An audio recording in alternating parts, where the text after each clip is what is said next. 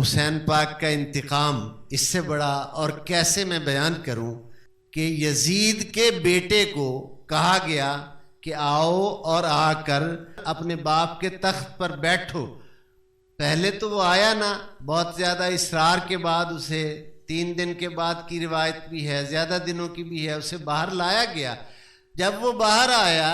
لوگوں نے اس سے بیعت کرنا چاہی تو اس نے کہا میں اس تخت پر کبھی نہیں بیٹھتا۔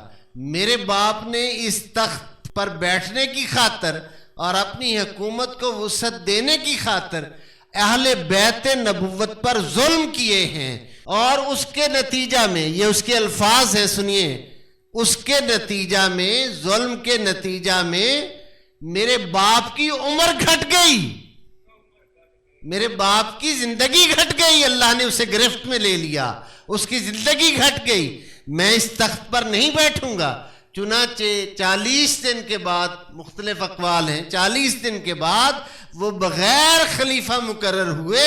اسی طرح اس کا انتقال ہو گیا، اس دکھ اور صدمے کے ساتھ کہ میرے باپ نے اقتدار کی خاطر کیا کیا اور اللہ نے اس کی کیسے پکڑ کی ہے۔ ان الذین یؤذون اللہ ورسولہ لعنہم اللہ فی الدنیا والآخرہ، بے شک جو لوگ اذیت دیتے ہیں اللہ اور اس کے رسول صلی اللہ علیہ وآلہ وسلم کو، ان پر اللہ اس دنیا میں بھی لعنت کرتا ہے اور آخرت میں بھی ان پر لعنت ہے۔